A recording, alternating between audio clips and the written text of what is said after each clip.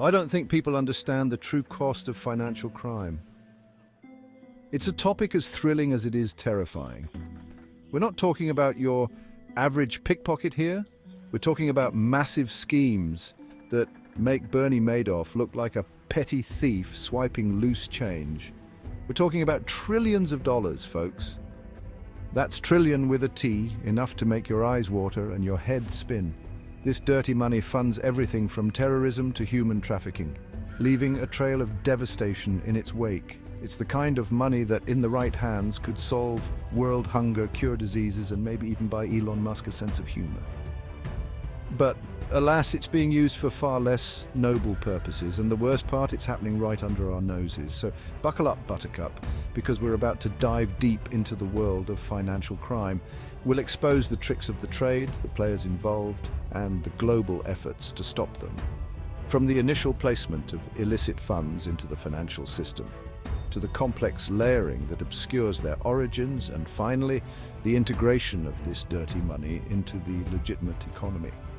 We'll uncover how criminals use offshore accounts, luxury real estate, and high-end art auctions to launder money.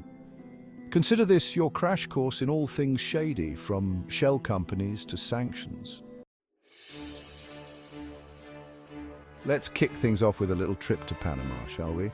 No, not for a relaxing beach vacation. We're here to talk about the Panama Papers, a leak so big it made WikiLeaks look like a post-it note stuck to the refrigerator of the internet. In 2016, the world collectively gasped as millions of documents from a Panamanian law firm called Mossack Fonseca were leaked, exposing a massive network of offshore accounts and shell companies. Turns out Mossack Fonseca was in the business of helping the rich and powerful hide their money, and boy were they good at it. Politicians, celebrities, even FIFA officials, shocker I know, were caught with their hands in the cookie jar, or rather, their money in tax havens. The Panama Papers were a stark reminder that financial crime is a global problem, and even the sunniest of tax havens can have dark secrets. Now let's talk about the tools of the trade. Financial criminals are a creative bunch, always coming up with new ways to launder their ill-gotten gains. But two of their favorite tricks are as old as time, or at least as old as banking regulations. Shell companies and offshore accounts. Imagine a shell company as a ghost in the financial system. It looks like a real company on paper with a fancy name and everything. But in reality, it's just an empty shell used to hide the real owner of the money. Offshore accounts are like the secret bank accounts you dream of having, except they're often used for nefarious purposes. They're held in countries with lax banking regulations, making it difficult to trace the money trail. Think of it like this. If you're trying to hide a cookie from a toddler, you wouldn't put it in the cookie jar, would you? You'd hide it in a secret spot, like, say, your offshore account. The helpers, DNFBPs, and their role in financial crime. Now, you might be thinking, surely these criminals aren't doing this all on their own, right? And you'd be right. Behind every successful financial criminal is a team of, let's call them, enablers. Enter designated non-financial businesses and professionals, or DNFBPs. Sounds boring, right? Well, their role in financial crime is anything but. We're talking about lawyers, accountants, real estate agents, the professionals who help criminals set up those shell companies, move their money around, and generally stay one step ahead of the law. Now, not all DNFBPs are corrupt, of course, but even those who aren't actively participating in criminal activity can be unwittingly complicit. That's why it's crucial for these professionals to be aware of the risks and to report any suspicious activity. You know, like a lawyer who stumbles upon a suitcase full of cash. Probably best to alert the authorities, just a thought. Section 5 Sanctions, the global game of financial freeze tag. So how do we fight back against these financial masterminds? One word, sanctions. Think of sanctions as the international community's way of saying, we see what you did there and we are not amused. They're like a financial timeout, restricting individuals, companies, or even entire countries from accessing the global financial system. There are two main types of sanctions.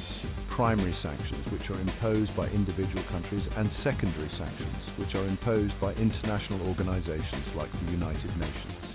Sanctions can be a powerful tool for combating financial crime, but they're not without their critics. Some argue that they can be ineffective, even counterproductive, especially when they harm innocent civilians. It's a complex issue, kind of like trying to explain cryptocurrency at a family reunion. The FATF fighting dirty money, one recommendation at a time. Now, let's talk about the Financial Action Task Force on Money Laundering, or FATF. No, it's not a task force dedicated to finding your lost wallet, though that would be pretty neat. The FATF is an intergovernmental organization that sets global standards for combating money laundering and terrorist financing. Think of them as the financial crime-fighting superheroes of the world, except instead of capes, they have recommendations. That's right, recommendations. The FATF doesn't have any real enforcement power. Instead, they issue recommendations to countries on how to strengthen their anti-money laundering and counter-terrorist financing, AML/CFT, regimes. It's like your mom telling you to clean your room. She can't force you to do it, but you know she'll be pretty disappointed if you don't. And nobody wants to disappoint the FATF. Outsmarting the crooks' detection, prevention, and a bit of vigilance. So, we've covered a lot of ground, from the depths of the Panama Papers to the heights of international sanctions. But what can we as individuals and as a global community do to combat financial crime? First and foremost, we need to get better at detection. That means investing in technology and training for law enforcement and financial institutions. We also need to focus on prevention. That means closing loopholes in the global financial system, like those pesky shell companies and offshore accounts.